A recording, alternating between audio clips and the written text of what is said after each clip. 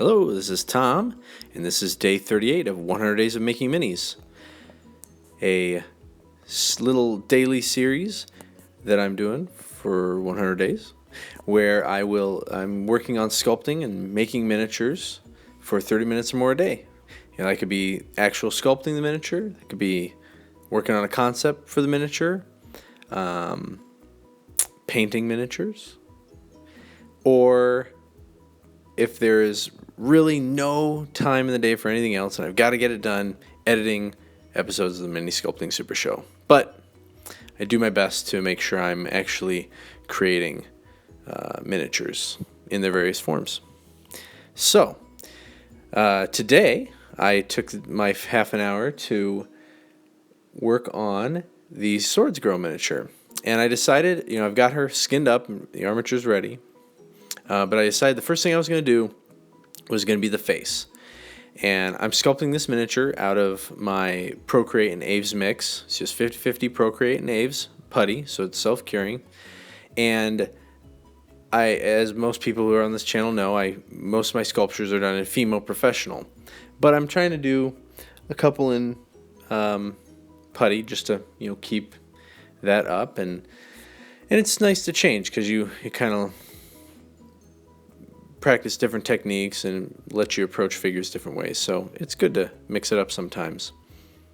But putty's always been a challenge for me from one degree or another, even though I can do very well with it still.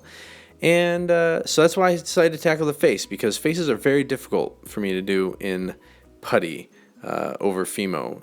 You might have noticed in the very beginning I was laying on a lot of little bits of putty, and that was probably not the best idea. I did get it all blended together fine, but it's usually better to put on a large chunk at once and kind of trim away excess. And that's because when you have the little bits, there's a lot to blend together, and it's a lot more difficult to blend putty than it is Fimo.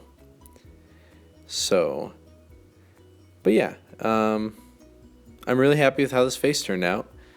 What happened here? Oh, I got to the end of it actually, and I was feeling pretty good about it, just comparing it to the concept art, but then I held it in the light just a certain way, and I realized that there was a huge shadow being cast by the forehead, and I realized that I hadn't opened it up to reveal the eyes and widen that part of the face enough. It was fine, the face was fine looking, but it just didn't match what I was trying to get across with the concept art.